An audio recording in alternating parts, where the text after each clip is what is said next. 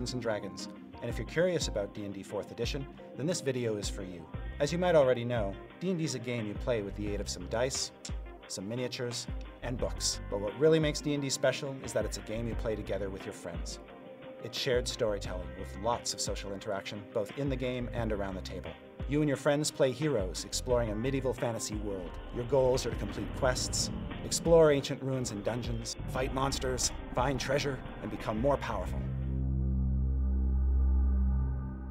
A typical D&D game has one dungeon master and several players, each of whom plays a hero in a group of adventurers.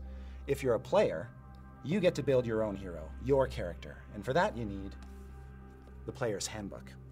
The Player's Handbook is where you'll find everything you need to build the character you want to play, starting with a selection of heroic races and classes. 4th edition has several classic D&D races, like humans, dwarves, elves, as well as new races like the Dragonborn and the Tieflings. You've also got familiar character classes such as the Cleric, the Fighter, the Wizard, the Rogue, along with new ones including the Warlord and the Warlock. And every choice you make helps make your hero unique. They impact what your character can do, and they give you all kinds of options to use in combat as well as out. Having fun choices to make and cool options to choose from is what 4th edition is all about. Your hero is defined largely by the powers you choose, and Player's Handbook has an exciting array of them. There are 3 different kinds of powers. First are your at-will powers, which you can use as often as you want, like the first level Wizard Classic Magic Missile. Then you've got the encounter powers, which are a bit more powerful and can be used only once in a given encounter. For instance, the Fighter has a 7th level power called Come and Get It, which lets him pull all of his enemies in close to him so he can whack them all with his sword. And then you've got your daily powers, your big guns that let you do spectacular things and mighty attacks, but you only get to use each of them just once in a given in-game day. For instance, the Cleric has this really cool 9th level daily power called Flame Strike that lets him call down a massive column of fire to incinerate his foes. How you fit into the adventuring party is very important. When you're making a character, it helps to think about the party composition and what roles need to be filled. A classic D&D adventuring party, Wizard, Fighter, Cleric, and Rogue, has all the roles covered, but you and your friends can choose whatever classes you like to fill out your party roster.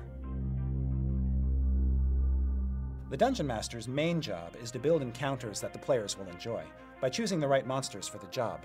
The Monster Manual contains nearly 500 creatures to populate your dungeons and adventures. Like 4th edition heroes, 4th edition monsters have different roles in combat. Artillery monsters, like the Beholder here, are generally fragile and prefer to attack at a distance, whereas a brute, like the Shambling Mound, gets in your face, soaks up a lot of damage, and tries to pound you to a pulp. And then we've got the Controller, in this case a Harpy, who is good at controlling the battlefield and moving things around.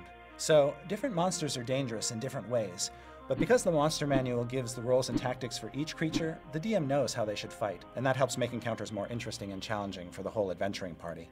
Every monster comes with a monster stat block that contains all the information you need to run it. They're all playable right out of the book and don't require any preparation to run. Now here is a sample encounter taken right out of the Monster Manual. You've got your Drow Priest, who's basically running the show and coordinating all the bad guys. You've got your Drow Blade Master, who's a skirmisher. He's going to be darting in and out of the battlefield to try to take out the characters one by one. You've got 3 Drow Warriors. They're lurkers, so they're going to try to skulk around and get behind the characters. And then you got the big soldier here, the Umber Hulk, who's just in there to draw the characters to it and then beat them senseless. This is one of the encounter groups suggested in the Drow entry of the book. Each monster in the Monster Manual has at least one sample encounter, which gives you a roster of monsters that work nicely together as an encounter. You can throw that group of monsters straight into a fight, or use it to get a good idea of how to put together a combat encounter of your own. 4th edition makes the game easier to run for Dungeon Masters. When you flip through the Dungeon Master's Guide, you see just how easy it is. Whether you're a veteran DM or entirely new to the game, you'll find advice, tips, and guidelines for doing pretty much everything you want to do. The Dungeon Master's Guide covers everything from the basics of how to be DM, to running the game, all the way to creating your own monsters and running a campaign. A D&D adventure is really just a series of encounters, and a typical encounter includes one or more challenges that the heroes must work together to overcome. That could be fighting monsters, crossing a lava-filled cavern, or getting advice from a local wizard. All of these are different kinds of encounters, and the Dungeon Master's Guide is all about helping DMs build exciting encounters to challenge the players. And not just battles, but role-playing encounters, traps, hazards, and other non-combat encounters. A great example is the skill challenge. In a skill challenge, the characters work together to overcome whatever problems they face using skills rather than swords and spells. It gives everyone in the party an opportunity to shine by combining clever thinking and role-playing to help tell an exciting story. For example, a good skill challenge is the urban chase, where the characters are chasing a villain through busy city streets, using skills like acrobatics, athletics, and streetwise to catch up to the villain before he gets away. That's just one small piece of what you'll find in the Dungeon Master's Guide that'll help you create exciting encounters, memorable adventures, and campaign worlds filled with detail. Add in things like dungeon tiles and miniatures, and your D&D game really comes to life. All of this is just the start of what you and your friends can bring to the table when you get together to roll some dice and have fun with 4th edition.